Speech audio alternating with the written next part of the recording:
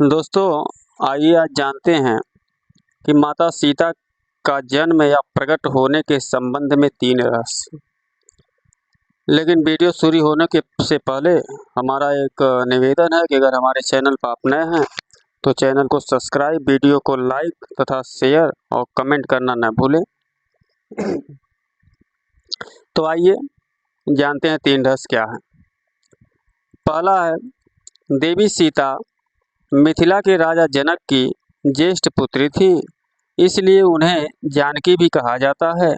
वाल्मीकि रामायण के अनुसार एक बार मिथिला में पड़े भयंकर सूखे से राजा जनक बेहद परेशान हो गए थे। तब इस समस्या से छुटकारा पाने के लिए उन्हें एक ऋषि ने यज्ञ करने और धरती पर हल चलाने का सुझाव दिया।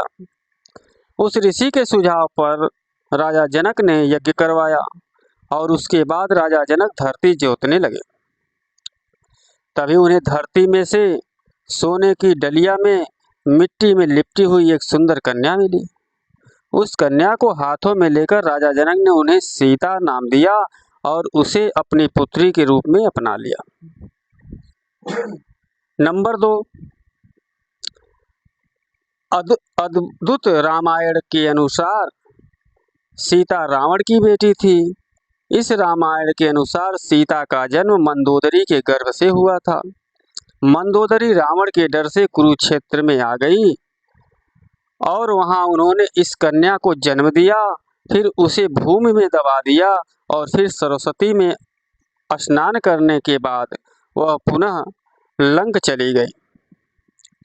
यह भी कहा जाता है कि रावण को जब पता चला कि मेरी ही कन्या मेरी मृत्यु का कारण बनेगी तो वह उसे दूरस्थ भूमि में दबा देता है। परंतु यह सभी कथाएं काल्पनिक और आरोपित लगती हैं, क्योंकि अद्भुत रामायण 14वीं सदी में लिखी गई थी, अतः इसे अप्रामाणिक मानते हैं। ऐसा भी कहा जाता है कि भ्रम फैलने के उद्देश्य से मध्यकाल में कई रामायण और पुराण लिखे गए थे। नंबर 3, माता सीता असल में धरती की पुत्री थी। माता सीता के भाई मंगल देव थे।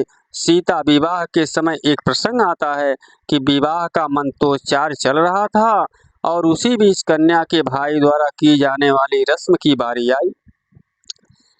इस रस्म में कन्या का भाई कन्या के आगे आगे चलते हुए लावे का छिड़काव करता है।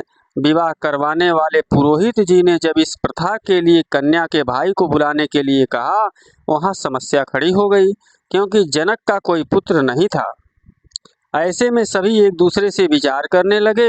इसके चलते विवाह में विलंब होने लगा। अपनी पुत्री के विवाह में इस प्रकार विलंब होता देखकर पृथ्वी माता भी दुखी हो गई।